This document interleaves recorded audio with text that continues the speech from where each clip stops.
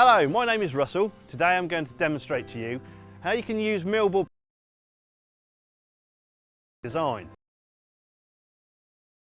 We'll be building a subframe with a 1.2 metre radius using Millboard Plas-Pro and Dualift products. Right, let's get started.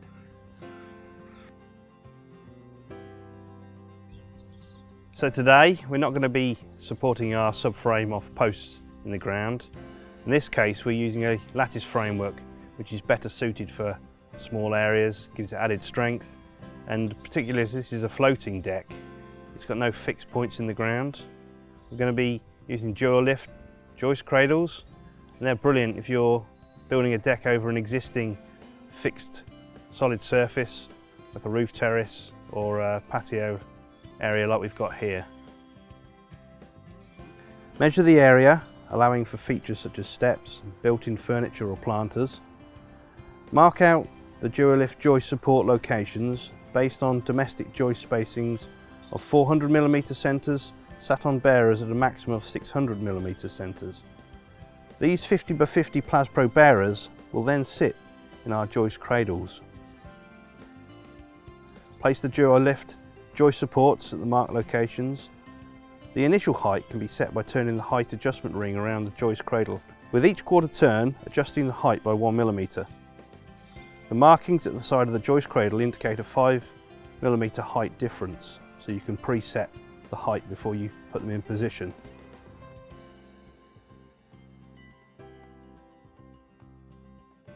Place Plas-Pro 50x50mm into the top of the joist cradles and turn the adjusting ring around the joist cradle to ensure the joist is fully supported.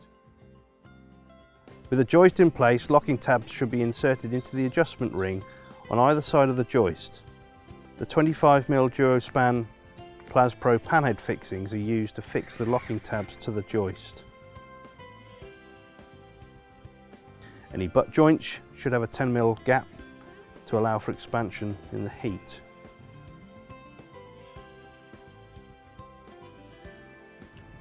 Okay, so now we're ready to set out our curve.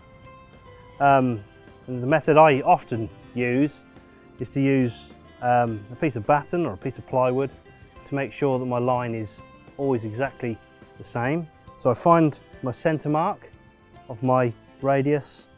I've already worked out what size I need to set the last batten. And so I've fixed my batten on the top. This is going to be like a compass, so I'm going to run that round like that. Now what I've done, because a pencil doesn't really show up, I've actually put a Millboard Durafix screw into the surface, exactly the right point, with just the point sticking out. Now I can run this along and I can exactly mark on the surface of my plastic Plas-Pro framework. These are really critical to getting the perfect arc.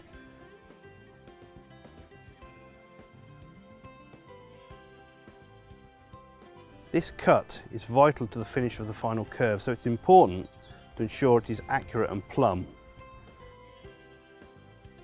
If you haven't created a lattice framework, noggins should be inserted into the framework construction. Halfway along joists at alternate joist centres. Fix them securely in place with our hex head screws into pre-drilled holes. Noggins should also be inserted at the curved edges to support the joist correctly. As our design incorporates a curve, we'll use Plas-Pro fascia supports for the edging and fascia boards to fix to. Install the Plas-Pro 25x100 fascia supports around the outside to create the smooth curve that you wish the boards to follow, fixing with the 90mm hex head screws.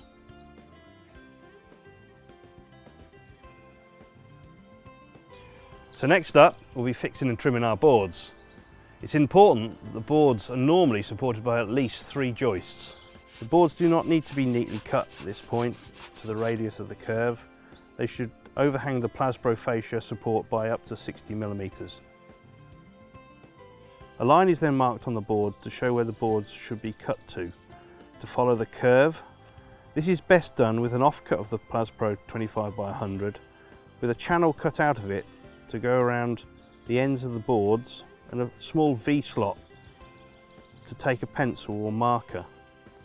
Using the line drawn as a guide, cut off most of the excess from the ends of the boards using a circular saw or a jigsaw or even handsaw. Leave around 1 to 2 millimeters off the ends of the boards from the line to allow for the curve to be smoothed off up to the line. The excess that has been left can then be carefully trimmed back.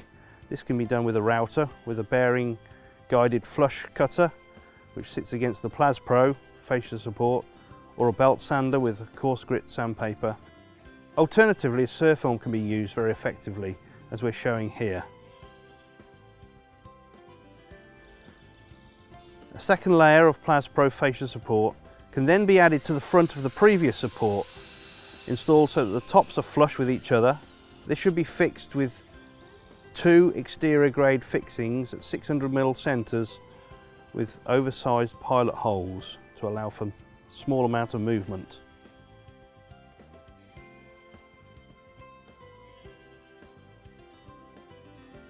To help you add a truly distinctive finishing touch to your deck, Millboard produce edging profiles and fascia boards, and as you can see, our flexible edging and fascia boards are designed to be flexible and allow you to bend them into a curve. Flexible edging and standard fascia will bend to a radius of 1.2 meters. Please note that these profiles need to be at least room temperature, around about 20 degrees centigrade, to bend to this radius, as they will tend to stiffen in the cold. Our 50mm edging options are the flexible square edge profile or the flexible ball nose profile. We always recommend that these purpose-made edges are fitted to all steps and perimeters of a deck, as they're coated with an extra last stain layer for added resilience on these areas. Any visible cuts need to be coated with Millboard touch-up coating, and if using the 50mm wide edging, ensure that they are fully supported along their length by a joist with a minimum bearing of 25mm. The maximum overhang for the 50mm edging is 9mm.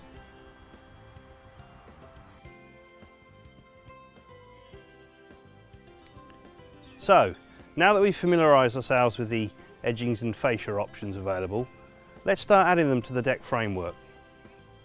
To ensure the edgings and fascia boards are supported properly, we'll be mounting them onto our 100x25 Plas-Pro fascia supports. The fascia board should be fixed to the fascia support with the Durafix 35mm fixings.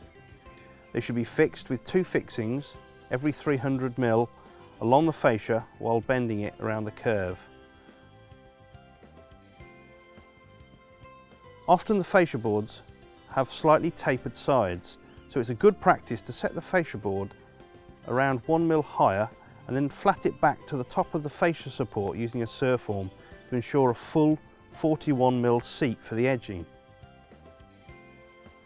A small bead of PU wood glue can be used along the back edge of the edging profile on top of the fascia support to help hold it in place and reduce rocking. The flexible bullnose or square edging is then fixed in place to the second Plas-Pro fascia support with no gap between the deck boards and the edging using the Durafix 45mm fixings. The fixings should be inserted around 25mm from the back edge of the edging and installed at an angle of around 25 degrees towards the back of the edging into the top of the Plas-Pro and not the fascia board. The flexible edging profile should be fixed with a double fixing point to start with and then bent gently around the curve, fixing it every 200 to 300mm. Some fixing holes may be partially visible. It is best to try and keep any joints off a tight curve like this. On shallow curves you'll find it easy to join lengths together prior to installation. Cut them both at 45 degrees so that one fits behind the other. Glue this joint together with the PU wood glue on the core and super glue on the last stain. Then continue to fix the fascia boards or edgings around the curve as one piece. Again, the joint that has been formed should be gently pushed onto the curve while fixing it to create a smooth curve.